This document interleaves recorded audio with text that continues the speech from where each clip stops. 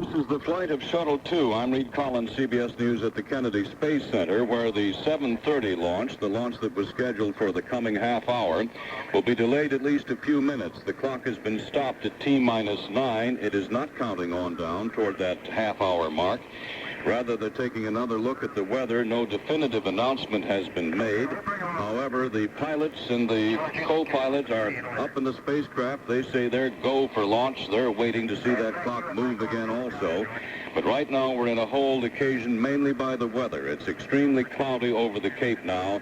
The forecast is for gradually deteriorating weather later, and NASA hasn't made up its mind when to attempt this second launch of the Space Shuttle.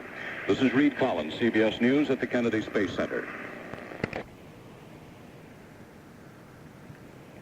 Collins, CBS News at the Kennedy Space Center in Florida, where the countdown is about to be resumed toward a little bit late launch of the Space Shuttle 2. It's not going to go at the half hour as originally planned. There was a brief delay to take a last-minute look at the weather. Now it's been decided, however, that they will attempt the countdown in a few minutes. It's now at T-9. The clock still isn't moving, however, and we're waiting to get the final definitive decision as to just exactly when, if, the Space Shuttle will be launched this morning. The clock is not moving yet. The determination still is being made about the weather. The astronauts, Engel and Truly, already have been told farewell by the launch director. But now we're listening to an announcement. Let's get that. As to why the clock was held, it was that the LOX load, the liquid oxygen load, was slightly out of limits. The managers feel that that should not be a constraint to launch, and are doing further checks to determine when to pick up the count once again. At the present time, we're holding. We have an oxygen tank pressure, 1 PSI, 1. We're listening to the voice of Hugh Harris, the public affairs officer here at the It's been determined that the liquid oxygen tank pressure is 1 pound per square inch below the launch commit criteria, and the recommendation is that we go. We're standing by now to Oxygen tank pressure, 1 PSI. hear when we might be able to recycle to start the countdown clock once again. That's the situation. The countdown clock is not moving due to a little low pressure in the oxygen tankage in the big external tank that fuels the main engines on the orbiter itself. No decision's been made to scrub, but no decision has been made to move the clock on down. It's now T-9 and holding. The weather is not getting any better, and presumably the decision still is probably to launch Shuttle 2 within the next few minutes. CBS News will cover the launch of the shuttle, and just prior to that, we'll be back on the air with the last of the countdown. This is Reed Collins, CBS News at the Kennedy Space Center.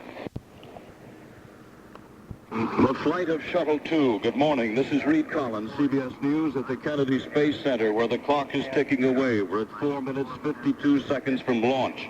A brief delay was occasioned by some question about some oxygen pressures in the fuel cells. This has been cleared up. Some other minor problems have been cleared up. The men have their visors down. Joe Engel and Richard Truly, who've been up there in the orbiter now for several hours, checking out the systems, are turning on the auxiliary power units. They're getting the bird ready to fly, and they are ready to go.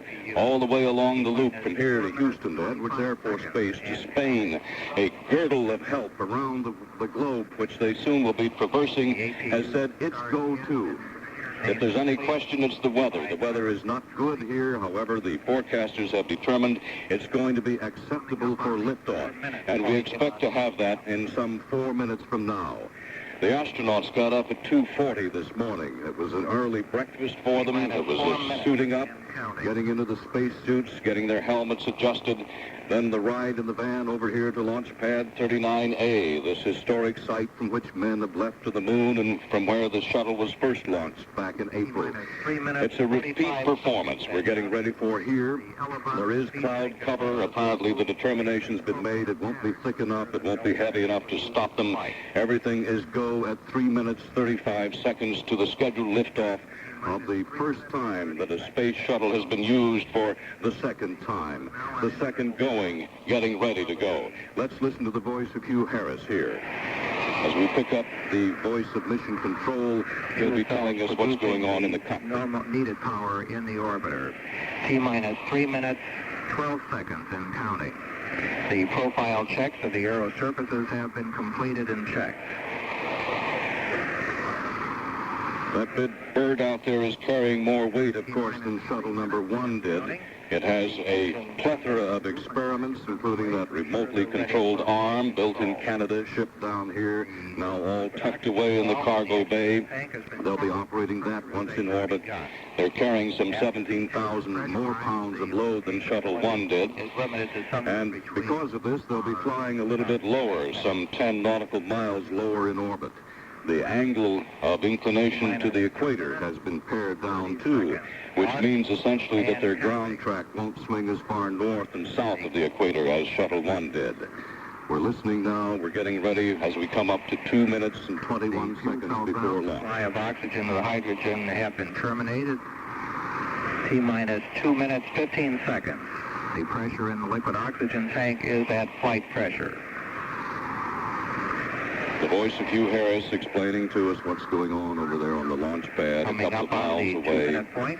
The United States flag still is being whipped rather briskly as it stands on its standard in front of the turnaround basin, a slate gray patch of water which is whipped by winds which have consistently blown across here.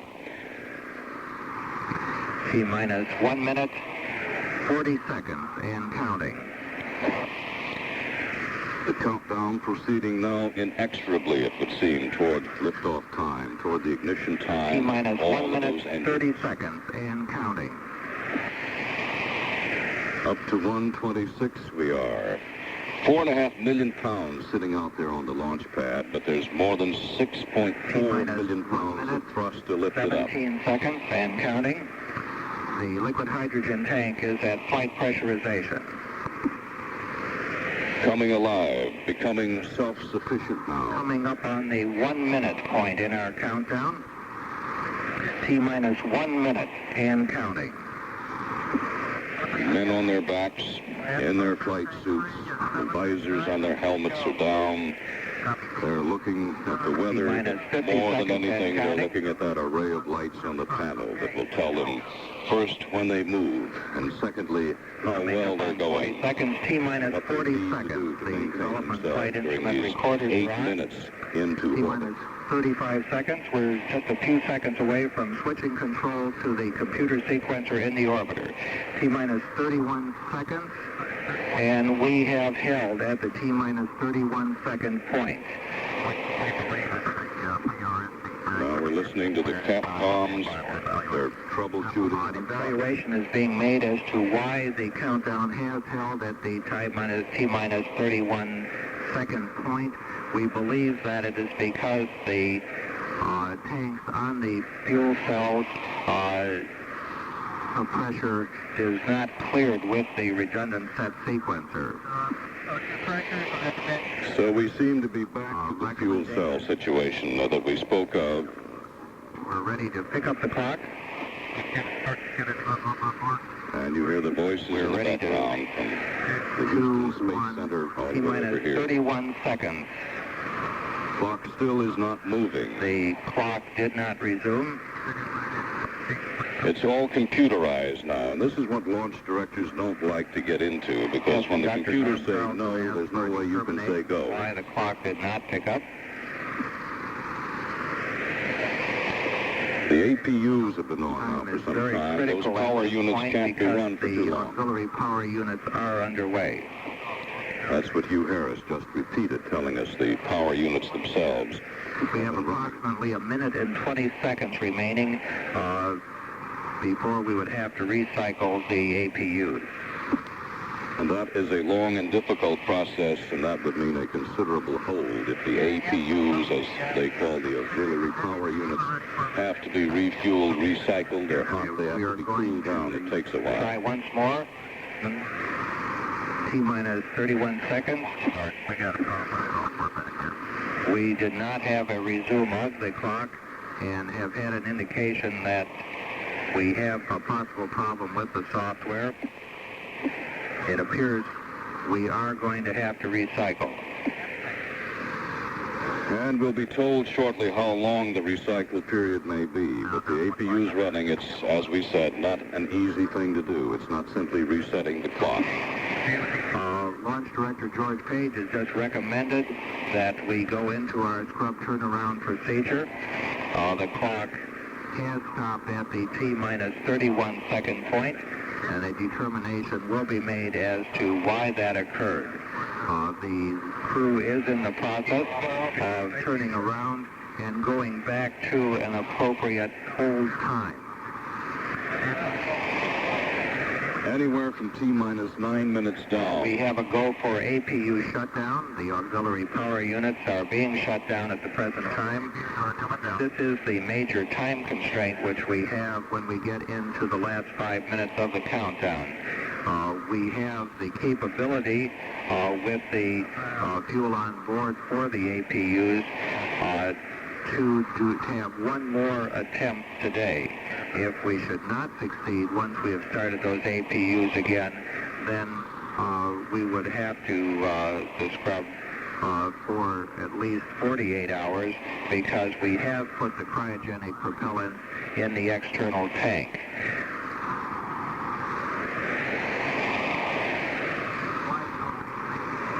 At the present time, however, no determination has been made as to precisely where we are recycling to, or whether we will be able to get the clock started once again. We are going back to the T-minus 9 minute point in the countdown at this particular point. If you have to cool down the APUs that we've suddenly been focusing on, it takes about an hour and a half just to do that. So we could be here for quite some time. We're hearing more communication now with the spacecraft. Okay, they're going normal. They are. Okay, CLTCR, open visor. We just heard Dan Brandenstein tell the men up there, open your visors. That means they can relax for a little time until the troubleshooting is continuing. His visor, and he and Commander Joe Engel are in the process of reconfiguring the switches inside the orbiter for a return to the T-minus 9 minute point in our countdown. And that's the situation here at the Cape. It wasn't the weather after all. It was a series of small nagging problems. They thought it might be the software. They thought it might be the oxygen pressure inside the fuel cells. It could be a number of things. The reconfiguration of the switches has now been completed, and they'll wait until they can decide it's T-minus 9 minutes again. But how long it takes to get to that T-minus 9 minute mark, we don't know. It could be a considerable period of time. They'll make one more effort, though, God willing, to try to get it off the ground sometime today. For now, this is Reed Collins, CBS News, Kennedy Space Center. Well, you know, and if you recall, the first flight of the Columbia was delayed by a computer problem, and history has apparently repeated itself because a computer-age lesson was not learned. At T-minus 31 seconds, an apparent communication problem between the computers involved stopped the countdown. When controllers thought they understood that problem and decided to restart the countdown at T-minus 20 minutes, another problem halted that effort. Hugh Harris at Launch Control says a pressurization problem could delay the launch date beyond the 48 hours needed to prepare the Columbia for another liftoff. We still have a need to understand the problem with the lubrication oil pressure in the auxiliary power unit. At the present time, there has been no determination made as to how long it might be to fix that particular problem and to once again get in readiness for a launch. So at the present time, we have scrubbed for the day. It will be at least 48 hours before we can reschedule. It could be longer depending on what the problem is with the auxiliary power unit and how long it's determined it will take to fix that. Ironically, the weather at Cape Canaveral at the time of the decision not to launch today was turning to blue skies. This is Beach Rogers, KNX News Radio.